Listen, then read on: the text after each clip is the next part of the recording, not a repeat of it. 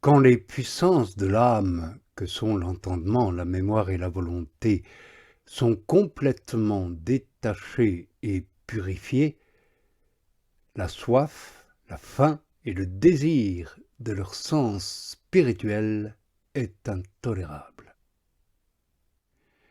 Comme les estomacs de ces cavernes sont profonds, ils souffrent profondément dès lors qu'ils sont privés d'un aliment aussi profond que Dieu lui-même.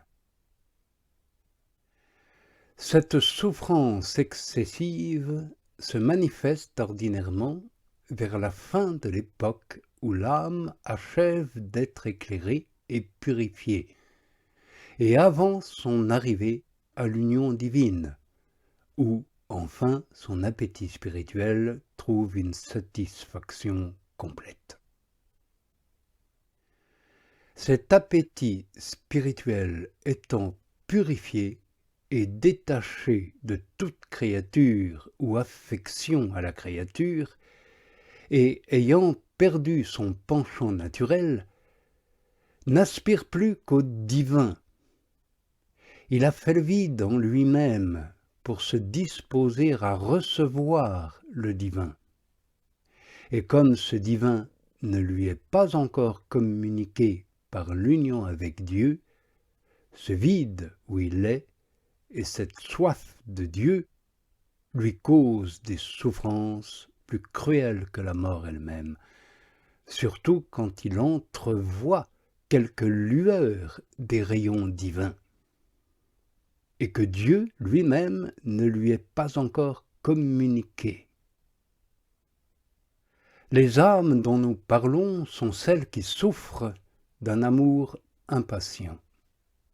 Elles ne peuvent pas rester longtemps sans obtenir l'objet de leur désir ou mourir.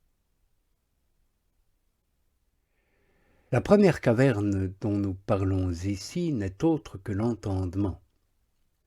Quand il est complètement vide de tout créé, il éprouve la soif de Dieu. Cette soif est tellement ardente, lorsqu'il est bien disposé, que le psalmiste, ne trouvant de meilleure comparaison, nous dit qu'elle est semblable à celle de la biche, qui, d'après ce que l'on raconte, est des plus prenantes. De même que la biche soupire après les eaux vives, de même mon âme soupire après toi, ô mon Dieu. Or, cette soif la porte vers les eaux de la sagesse de Dieu, qui est l'objet de l'entendement.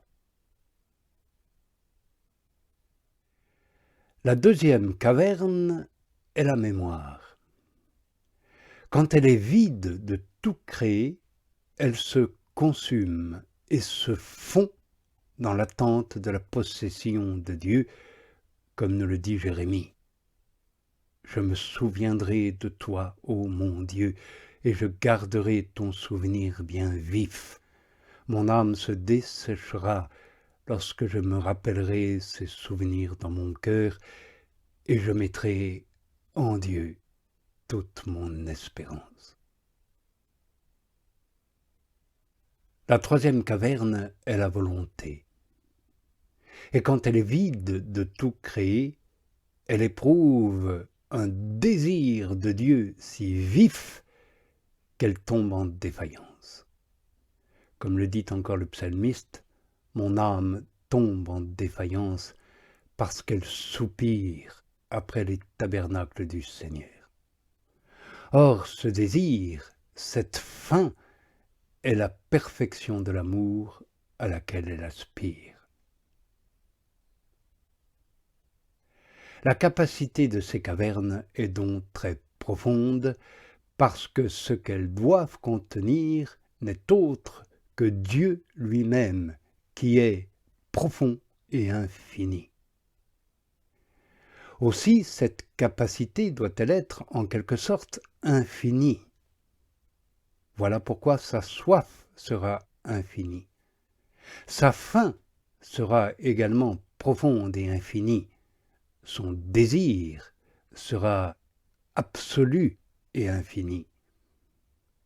Sa défaillance et son tourment seront donc une mort infinie.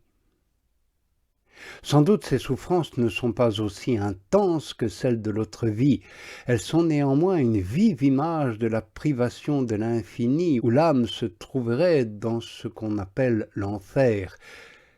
Et cela parce qu'elle est déjà disposée ici-bas, d'une certaine manière, à recevoir la plénitude divine. Mais ce tourment ici-bas est d'une autre nature, parce qu'il se trouve au sein même de l'amour de la volonté. Et ce n'est pas l'amour qui allégera le tourment, car plus l'amour est intense, plus aussi il est impatient de posséder son Dieu, vers lequel il aspire avec une ardeur toujours plus intense, donc son tourment devient plus intense. Ô grand Dieu, puisqu'il est vrai que l'âme qui désire Dieu en toute sincérité possède déjà celui qu'elle aime, comment donc souffre-t-elle si elle le possède déjà? Saint Pierre ne nous dit-il pas que les anges qui désirent voir le Fils de Dieu n'éprouvent ni peine ni préoccupation parce qu'ils en jouissent déjà? Il semble donc que l'âme désire Dieu dans la mesure où elle le possède, et plus elle le possède, plus aussi elle en éprouve de délices et de jouissances. Oui, ainsi en est-il des anges, leur désir est accompli, ils trouvent leurs délices en Dieu qui est devenu leur possession, ils ne cessent de rassasier leurs désirs sans éprouver le moindre ennui, et parce qu'ils n'éprouvent pas d'ennui, ils désirent toujours, et parce qu'ils sont toujours en possession du bien qu'ils désirent, ils n'ont aucun chagrin. Or, dans le cas dont nous parlons, l'âme trouvera d'autant plus de satiété et de délices dans son désir de Dieu que ce désir sera plus ardent, car par là elle possédera Dieu davantage, sans éprouver ni douleur ni chagrin.